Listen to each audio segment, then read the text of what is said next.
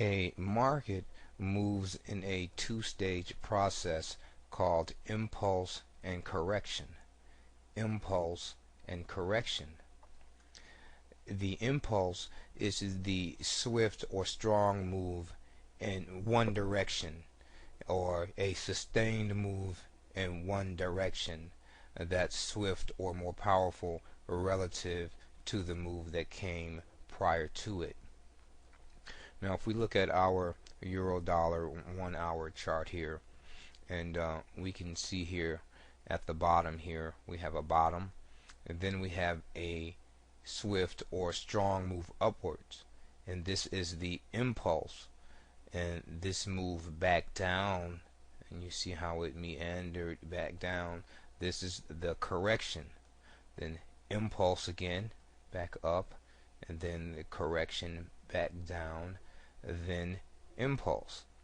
Now I know that this may sound very elementary to some of my traders, but I want to make sure that this concept is fully understood, because it is so important, and it really becomes more important when we get into incorporating Fibonacci components into our analysis. And once again, when we look here and we see our impulse move upward, then we see our correction back downward, and we see our impulse move back upward. So our trend is clearly up here, so we're in an uptrend. And trend is also important, because if you don't know what the trend is, or you have no concept of trend, you have no idea where to draw your Fibonacci lines correctly.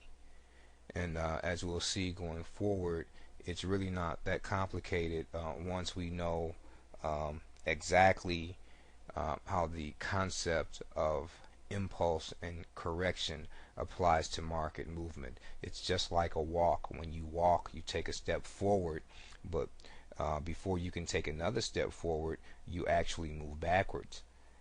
See, so when we walk in the process of impulse and correction, impulse and correction. And so now that we have our basic understanding of impulse and correction, let's make sure we know about trend. Okay, we know we're in an uptrend here. We're moving down here, but we started from down here.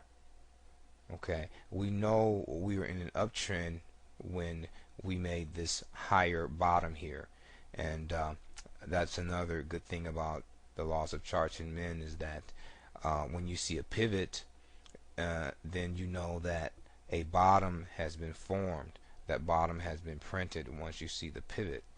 So we have a higher bottom here, a bottom here, and as we can see here, we have a pivot in this area here, and this is a bottom. But now this bottom and this pivot is higher. It occurred at a higher price than this bottom here.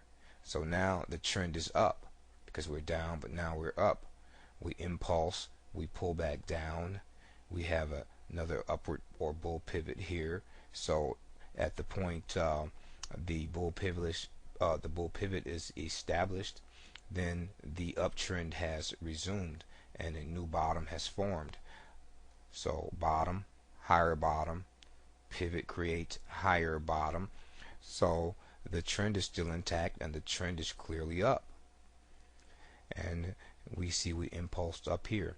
But now anytime you have an impulse move, anytime you have especially once the move breaks a prior top on the way up, if it breaks a prior top, say this is a prior top here, and this bar broke that prior top, okay, which made the high of this bar top. Now this bar broke that higher top. Okay,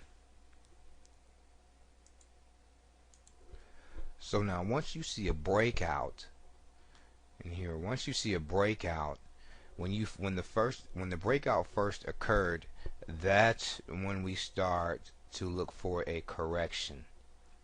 So what we want to do is look at the impulse, the direction of the impulse wave, and wait for a pullback down or correction, And what Fibonacci does is that it projects or predicts the distance that the correction will fall back down. Once again, Fibonacci predicts or projects the distance that price should fall back down, and if price violates the Fibonacci projections, then the projection will be for price to continue down. And so what really Fibonacci is really designed to do for you is to alert you to reversal signals, and the alert is to let you know that the correction or pullback is over or just about over, and it may be time to start thinking about initiating a long trade. But I'm running out of time on this segment, and we'll pick up Fibonacci trading in the next section, section 2 on Fibonacci. I just want to make sure that you understand that what we're doing when we analyze using Fibonacci is that we are measuring or predicting the distance of the fallback or the pullback, or better commonly known as the correction.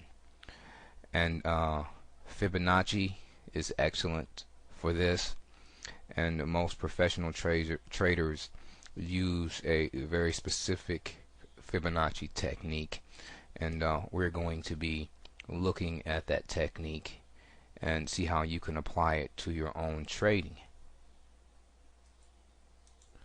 So to complete our setup for this particular segment, we need to look at how Elliott waves are numbered.